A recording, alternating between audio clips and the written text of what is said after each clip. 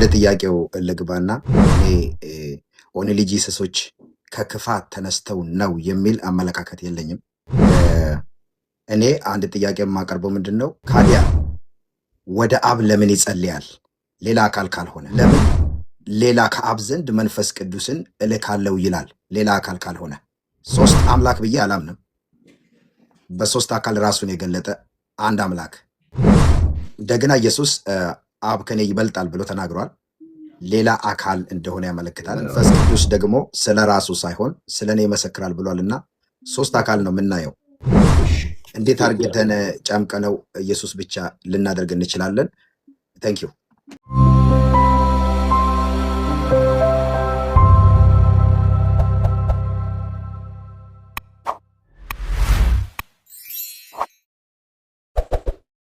spirit man of God ሰላም ብያለሁ። ሰላማችሁ ይብዛ። ዛሬ ጥያቄ ይዤ ነው የመጣሁትና እናመሰግናለን። በድምጽ ታውቂያለሁ ብዬ አስባለሁ።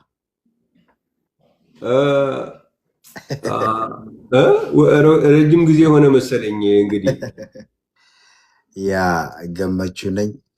እግዚአብሔር ይመስገን። እሺ በጣም የሚገርም ነው። ትልቅ ጊዜ ደስ የሚል ዜና ነው። ያ ቴንክ ዩ ሶ ማች ስላስገባኝ። እሺ ወደ ጥያቄው ልግባና ያው እኔ በፍቅር ነው የምረዳው። እኔ ኦንሊ ጂሰሶች ከክፋት ተነስተው ነው የሚል አመለካከት የለኝም። ትሪኒተሮችም ከክፋት ከተንኮል ወይንም ደግሞ ከጠላትነት ወይንም ደግሞ ከጠላት ሐሳብ ነው ብዬ የምል ድፍረት የለኝም። ግን ሁሉም እንደገባው ይመላለሳልና እኔ አንድ ጥያቄ የማቀርበው ምንድነው ካዲያ ወደ አብ ለምን ይጸልያል? ሌላ አካል ካልሆነ እንደገና ደግሞ ለምን ሌላ ከአብ ዘንድ መንፈስ ቅዱስን እልካለው ይላል? ሌላ አካል ካልሆነ ሶስት አምላክ ብዬ አላምንም። በሶስት አካል ራሱን የገለጠ አንድ አምላክ እግዚአብሔር ነው የምናመልከው። ኤፌሶን ምዕራፍ 4:6 ላይ አንደኛ ቆሮንቶስ 8:6 ላይ ያለው ሐሳብ በደንብ ይገልጸዋል ብዬ አስባለሁ። እንደገና ኢየሱስ አብ ከኔ ይበልጣል ብሎ ተናግሯል። ሌላ አካል እንደሆነ ያመለክታል። እንደገና ኢየሱስ ክርስቶስ አንድ በአንድ እንድንሄድበት እነኚህ ሶስቱን ሊያዛቸው ለምን ይጸልያል? ለምን መንፈስ ቅዱስን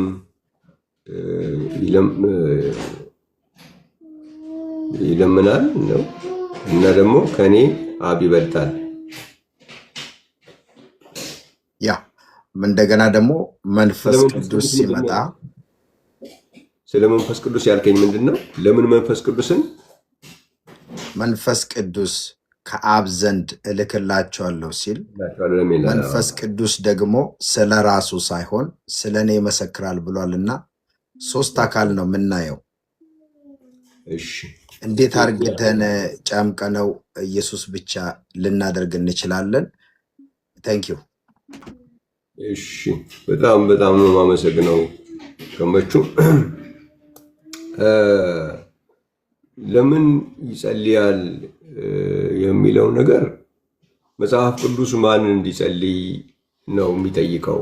አሁን መጽሐፍ ቅዱሳችን ኢየሱስ ክርስቶስ ሁሉን የሚችል አምላክ ሆኖ ነው የሚጸልየው። ስለዚህ የሚጸልይበት ጉዳይ ከኛ ጋራ አይነጻጸርም።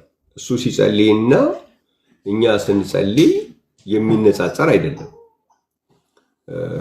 ማናቸውንም ነገር በስሜ ብትለምኑ እኔ አደርገዋለሁ ያለበትም ቦታ አለ። የጸለየበት ቦታ ብቻ ሳይሆን መነበብ ያለበት ሁሉን ነገር በስሜ ብትለምኑ እኔ አደርገዋለሁ የሚልበትም ቦታ መነበብ አለበት። ስለዚህ የሚችል ሁሉንም ራሱ ማድረግ የሚችል ሆኖ እያለ ነው። ይሄ ራሱ ሁሉን ማድረግ የሚችል ሆኖ እያለ ለምን ግን ይጸልያል የሚለው ጸሎት መጸለይ ያለበት ማን ነው የሚለው ጥያቄ ላይ የሚወስደኝ እሱ ምንድነው? አንዱ ምክንያት ማለት ነው። ይሄ ብቸኛው ምክንያት አይደለም፣ ግን አንዱ ምክንያት በዚህ በመዝሙረ ዳዊት 62 ላይ የተጻፈ ቃል አለ። መዝሙረ ዳዊት በቅንፍ 65 ላይ ስጋ ሁሉ ጸሎትን ወደምትሰማ ወደ አንተ ይመጣል ይላል። ስለዚህ ኢየሱስ ክርስቶስ ባይጸልይ ኖሮ ስጋ አልለበሰም ማለት ነው። መጸለዩ አምላክነቱን አይነጥቀውም። መጸለዩ ሁሉን መቻሉን አይነጥቀውም። መጸለዩ አብ በሱ መኖሩን አይነጥቀውም። ነገር ግን ስጋ መልበሱን ነው የሚነግረን። ይሄ ግን የሚጸልየው አብ የት ነው የሚኖረው ነው። አብ ስለ አብ ሁለት ነገሮች አስተምሮናል ኢየሱስ ክርስቶስ። አንደኛው በሁሉ ቦታ የሚኖር ነው ብሎ አስተምሮናል፣ በሰማያት የምትኖር ብሎ። ሁለተኛው ደግሞ በእኔ የሚኖር ብሎ አስተምሮናል። ስለዚህ መጸለዩ አብን ከወልድ አይለያይም። ሁለት አካል ሶስት አካል የሚለው አስተምሮ ሊያስኬድ አይችልም። ምክንያቱም በወልድ ይኖራል የምንለው አብ ከወልድ በተለየ አካል ስላለ ነው የጸለየው እንዳንል በእኔ ነው የሚኖረው ብሏል። ስለዚህ በሁሉ ቦታ ወደሚኖረው በወልድ ወደሚኖረው አብ ነው የጸለየው። ለምን ጸለየ ካልን ደግሞ ስጋ ስለለበሰ ነው። ስጋ ለባሽ ሁሉ እንዲጸልይ ስላለ ክርስቶስም ስጋ ስለለበሰ፣ ስለዚህ ያንን መፈጸም አለበት። ስጋ ለብሷል ግን የማይጸልይ ነው ካልን አይሆንም። ስለዚህ ካልጸለየ ስጋ አልለበሰም ማለት ነው። ስጋ ከለበሰ ደግሞ መጸለይ አለበት፣ ቃሉ ያስገድዳል ማለት ነው። የጠየካቸው ጥያቄዎች በሙሉ አብን ከወልድ በተለየ አካል አድርገው ሌላ አካል የሚያደርጉ አይደለም። መንፈስ ቅዱስን አሁን ይሰጣቸዋል አለ። ከማን? አሁን ከአብ የሚወጣ መንፈስ ቅዱስ ነው የሚልክላቸው አለ። ግን ከማን አፍ ነው የሚወጣው?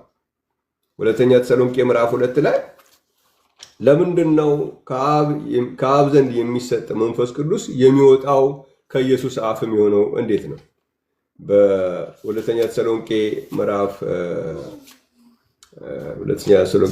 2 ላይ ሁለተኛ ተሰሎንቄ ምዕራፍ 2 ቁጥር 8 ላይ በዚያን ጊዜ ጌታ ኢየሱስ በአፉ መንፈስ ይላል። በአፉ መንፈስ። ስለዚህ የሚወጣው ከአብ ነው፣ የሚወጣው ግን ከኢየሱስ አፍ ነው። ለምን? አብ በወልድ ነው የሚኖረው። ስለዚህ ከአብ የሚወጣው መንፈስ በኢየሱስ አፍ ነው የሚወጣው። እግዚአብሔር የተመሰገነ ይሁን። እንደዚህ ተብሎ ተቀምጧል ማለት ነው።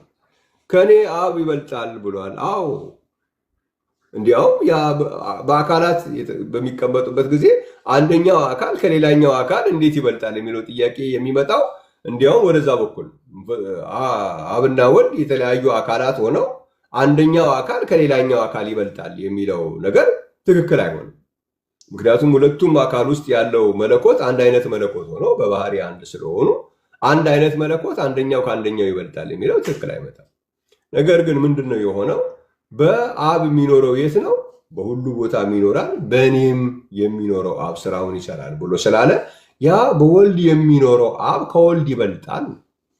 ወልድ ፊዚካል አካል ስለሆነ ያ ከፊዚካል አካሉ በውስጡ በእኔ ይኖራል ያለው አብ ይበልጣል ነው የሚለው። ስለዚህ ሶስቱም ጥያቄዎች አብን ከወልድ አይለያዩ። ይበልጣል።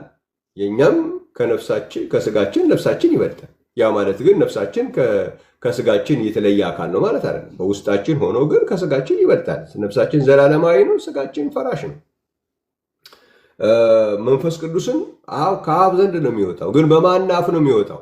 በኢየሱስ ክርስቶስ አፍ።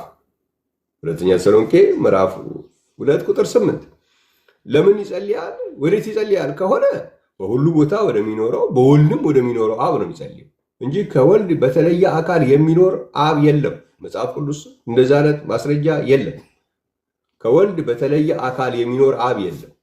በሁሉ ቦታ የሚኖር በወልድም የሚኖር አብ ነው መጽሐፍ ቅዱስ የሚያውቀው።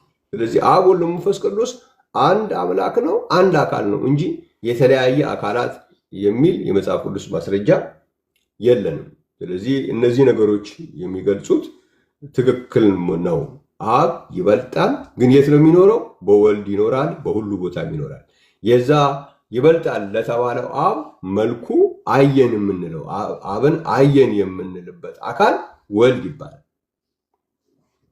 አብን አመንበት የምንለው አካል ወልድ ይባላል። በእኔ በወልድ የሚታመን አብ ደግሞ አለው ነው የሚለው መጽሐፍ ቅዱስ። ስለዚህ በወልድ ስናምን ወልድ ብቻ አይደለም፣ በዛ በወልድ የሚኖር ደግሞ አብ አለ ማለት ነው። ኢየሱስን በምናወራበት ጊዜ የሆነ አብ ወልድ መንፈስ ቅዱስ ወልድ ብቻ ነው እያልን አይደለም ያለን። ኢየሱስ የሚለው ስም አብም የሚኖርበትን ወልድ የሚባለውን አካል፣ መንፈስ ቅዱስ የሚወጣበትን ወልድ የሚባለውን ወይም ደግሞ የኢየሱስ አፍ የሚባለውንም የሚያጠቃልል ነው እንጂ እያልን ያለ ነው አብና መንፈስ ቅዱስ የሉም ወልድ ብቻ ይበቃናል እያልን አይደለም ያለ ነው። ስለዚህ መጽሐፍ ቅዱሳችን በዚህ መንገድ ቁጭ አድርጎታል። አብ ወልድ መንፈስ ቅዱስን ግን የተለያዩ አካላት የሚያደርግ አንድም የመጽሐፍ ቅዱስ ማስረጃ የለም። ምክንያቱም አብ በወልድ ነው የሚኖረው ካልን በኋላ የትኛውም ጥቅሶች ቢመጡ አብን ከወልድ አያወጡትም። አብን ከወልድ ለማውጣት የተሰራ የመጽሐፍ ቅዱስ ጥቅስ ሊኖር አይችልም። እግዚአብሔር የተመሰገነ ነው። ስለዚህ አብ ግን በወልድ እየኖረ ልዩ ልዩ አሰራር አለ። አሰራር ልዩ ልዩ ነው። ሁሉን በሁሉ የሚያደርግ እግዚአብሔር ግን አንድ ነው ነው የሚለው። ስለዚህ ልዩ ልዩ ተብሎ የተጠቀሰው አሰራር ነው እንጂ አካላት ልዩ ልዩ አካላት የሉም መጽሐፍ ቅዱስ ውስጥ። ልዩ ልዩ አሰራር ግን አለ። አብ ወልድ መንፈስ ቅዱስ ልዩ ልዩ አሰራር፣ አንድ አምላክ አንድ አካል ነው መጽሐፍ ቅዱስ የሚነግረን ማለት ነው። እግዚአብሔር የተመሰገነ ይሁን። ምናልባት አንድ እድል ልስጥህና ለሌሎችም ሰዎች ለመስጠት ምናልባት አብ ወልድ መንፈስ ቅዱስን የተለያዩ አካላት ሊያደርግ የሚችል የመጽሐፍ ቅዱስ ጥቅስ የምታውቀው ካለ አንድ እድል ልስጥህ ወንድም ገመቹ። ኦኬ፣ ልትመልስልኝ ስለሞከርክ እያመሰገንኩኝ። ካዲያ እንዲህ ከሆነ ኢየሱስ ክርስቶስ ለምን ወደ ራሴ እሄዳለሁ እኔ ራሴ ደግሞ ተመልሼ እመጣለሁ ሌላ አካል ብሎ ለምን አልተናገረም? ሶስት አካል ካልሆነ። ምክንያቱም ወደ አብ እሄዳለሁ አብ ከኔ የተሻለ ነው ብሏል። ከአብ ዘንድ ደግሞ ሌላ ወይም ደግሞ ፓራክሊቶስ፣ ሌላ ኮንፈርት፣ ሌላ አካል እንደሚልክ ኢየሱስ ክርስቶስ ተናግሯል። ወንድሜ ሌላ አካል እንደሚልክ ሌላ አካል ልካለሁ ብሎ አያውቅም። ያ ማለት በመጽሐፍ ቅዱስ ጥቅስም ልሰጥ እችላለሁ። አካል እንድል ያስባለኝ ነገር ምንድን ነው ቢባል ለምሳሌ ሮሜ ምዕራፍ 8 26 እና 27 ብታነበው መንፈስ ቅዱስ ስለኛ እንደሚጸልይ እንደ አብ ፍቃድ ለእግዚአብሔር ለተቀደሱት እንደሚጸልይላቸው ይናገራል። ይሄ መንፈስ ቅዱስ ግን ኢየሱስ ክርስቶስ እንዳልሆነ ሁላችንም ግልጽ ነው ማለት ነው። ስለዚህ ሶስት አካል ነው የምናየው፣ ግን በሐሳብ የማይቀራ እንደመሰለ አሁን የመረጃ ቦታ ስለሆነ ሶስት አካል ነው የምናየው ስትል ሶስት አካል የሚል ቦታ ልጠይቅህ ነው። ስለዚህ እንደሱ የለም። አሁን የተጻፈው ላይ ግን መንፈስ ቅዱስ ሌላ አካል ነው አይልም። መንፈስ ቅዱስ ይማልዳል። መንፈስ ቅዱስ በአንተ ሆኖ ይማልዳል፣ በእኔም ሆኖ ይማልዳል፣ በተቀበሉ ሰዎች ውስጥ ሁሉ ሆኖ መንፈስ ቅዱስ ይማልዳል። ሌላ አካል ሆኖ ከአብና ከወልድ ግን በተለየ አካል ሆኖ የለም። ከአብ የሚወጣ ነው ይላል እንጂ ከአብ በተለየ አካል ሆኖ ይኖር ነበር መንፈስ ቅዱስ የሚል ማስረጃ አለ? ክርስቶስም እኮ ከአብ ወጥቼ መጣው ሲል ሌላ አካል ሆነ። የመንፈስ ቅዱስን እንጨርስና ከዛ እንሄዳለን። መንፈስ ቅዱስ ከአብ የሚወጣ ነው ይላል እንጂ መጽሐፍ ቅዱስ ከአብ በተለየ አካል ነው የሚኖረው የሚል መጽሐፍ ቅዱስ ማስረጃ የምታስታውሰው አለ? እኔም እንደዛ አላልኩኝማ። ላላልኩት ነገር መረጃም አልጠየቅም። ያልኩት ነገር ምንድን ነው? መንፈስ ቅዱስ ከአብ ዘንድ ነው። ሶስት አካላት ናቸው ስላልን ነው። ሶስት አካል መሆናቸውን እያሳየው ነው። ግን የተለያየ አመለካከት ያለው አይደለም ብያለሁ። አመለካከት አይደለም ጥያቄ፣ አካላት ፐርሰን።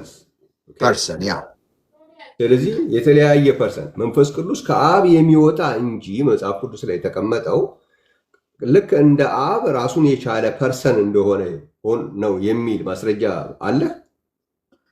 አዎ ሐዋርያት መጽሐፍ ምዕራፍ 5 ላይ እስኪ እንየው።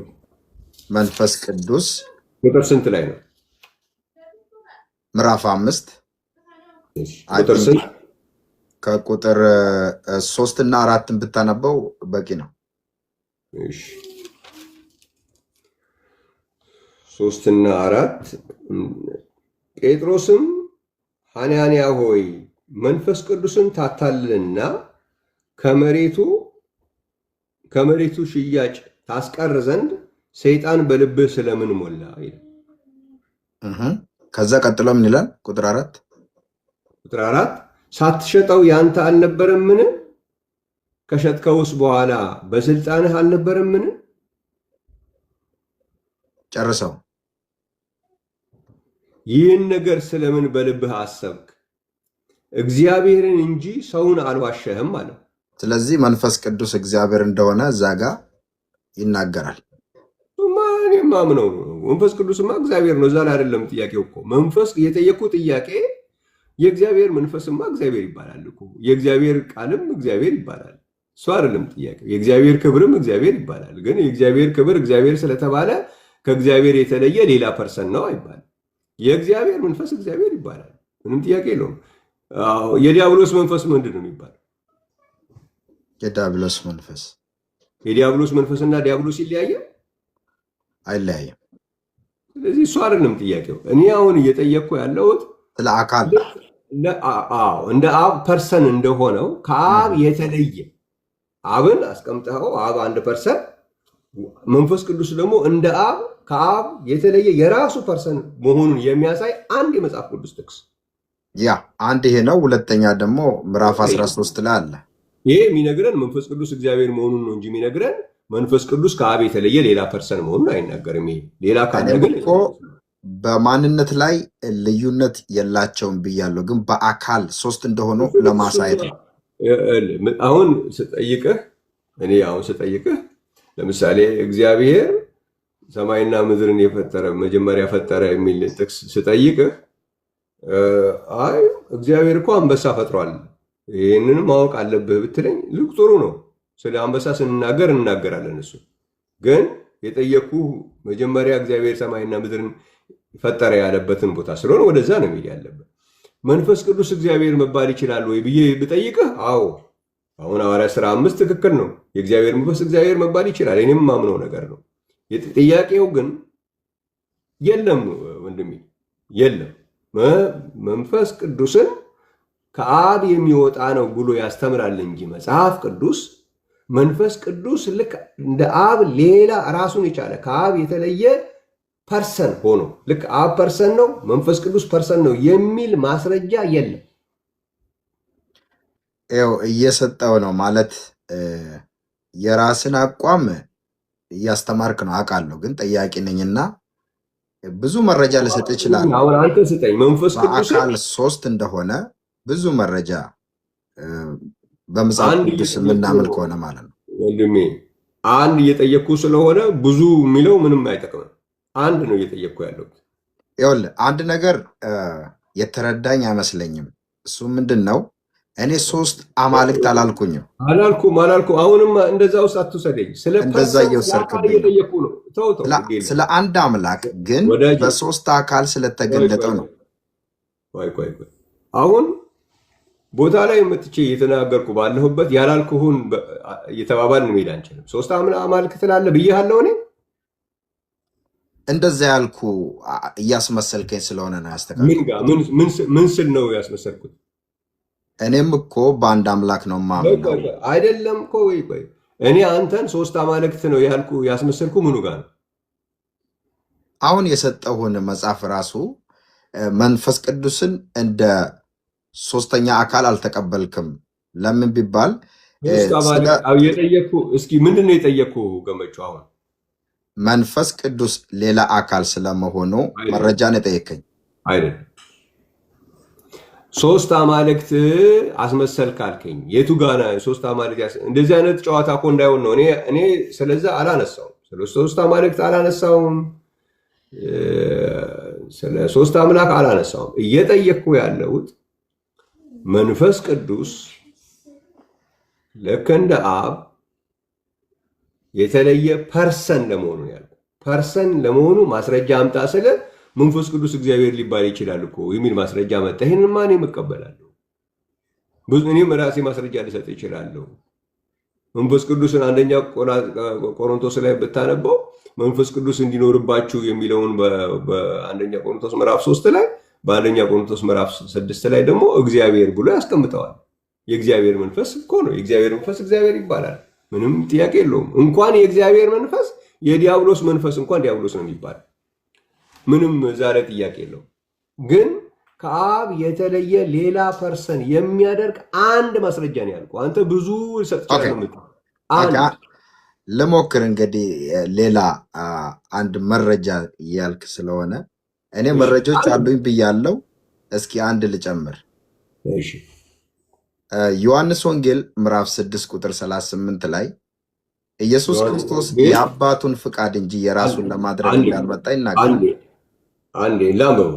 እሺ፣ መንፈስ ቅዱስ ሌላ ፐርሰን መሆኑን የሚያሳይ ጥቅስ እየጠየኩ ዮሐንስ ወንጌል ምዕራፍ 6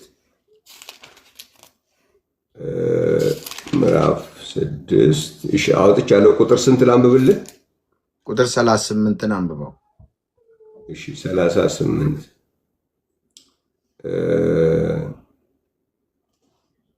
ልክ ነኝ አይደል?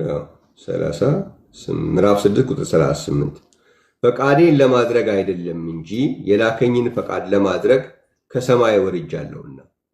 መንፈስ ቅዱስ ምኑ ጋር ነው ያለው? እዚህ ጋር ስለ ኢየሱስ ነው እያሳየው ያለሁት። ሁለተኛ አካል ማለት ነው። ገመቹ እንደዚህ እንዲህ አታርገኝ። ስለ መንፈስ ቅዱስ ቅድም ሰጥቻለሁ።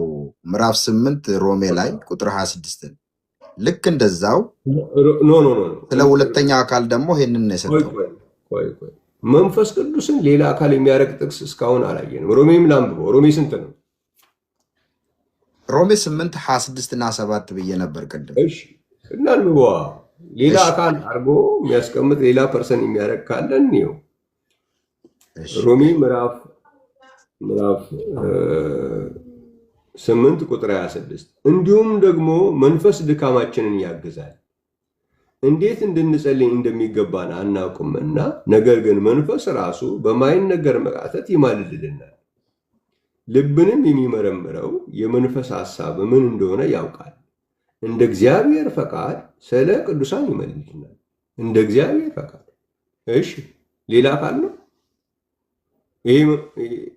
ሌላ ፐርሰን ነው ይላል።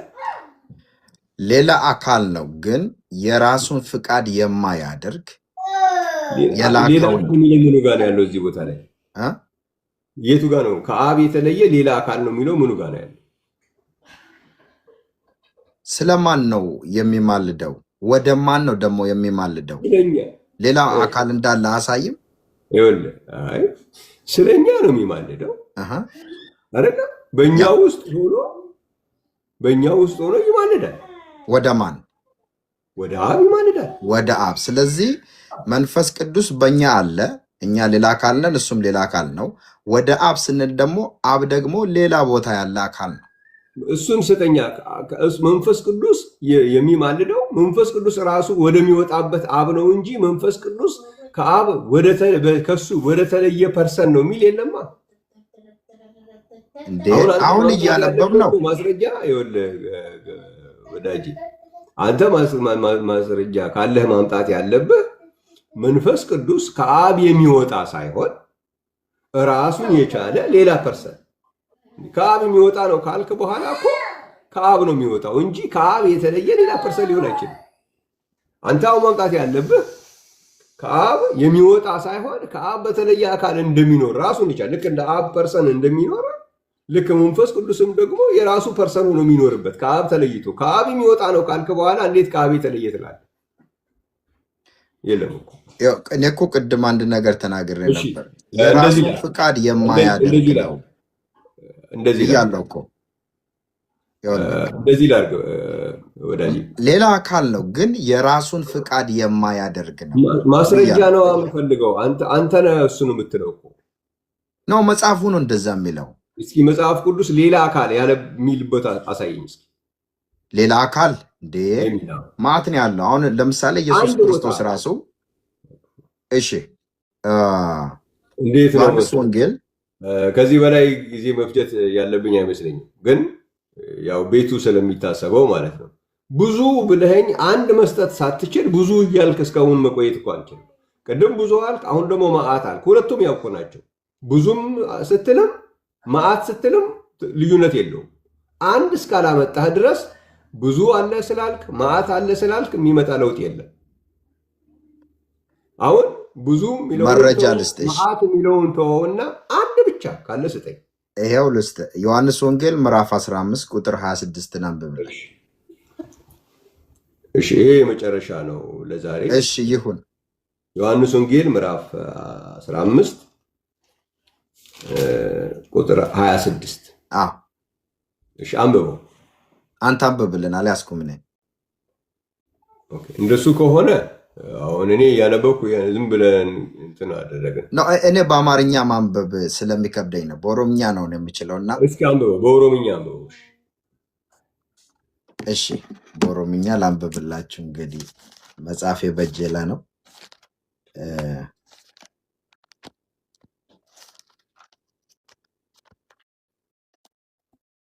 ኦኬ ዮሐንስ ወንጌል ምዕራፍ 15 ቁጥር 26 ላይ ነው ያልኩትና hafuura isa isiniif dubbatu abbaa biraa isiniif nan erga. Hafuurri dhugaa inni abbaa biraa ba'u sun yommuu dhufu anaaf dhugaa hin ba'a.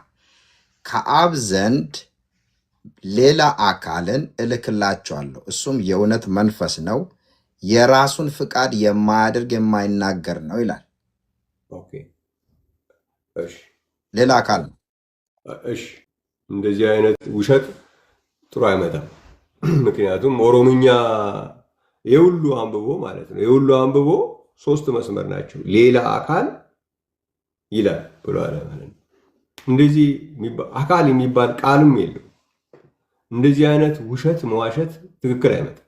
በተለይ የእግዚአብሔር ቃል ነው የምንናገረው ብለን በሚባልበት ቦታ ላይ ምናልባት ኦሮምኛ ላይሰሙ ይችላሉ ብሎ ሌላ አካል ይላል ብለህ ስታነብ ትንሽ ያሳዝናል።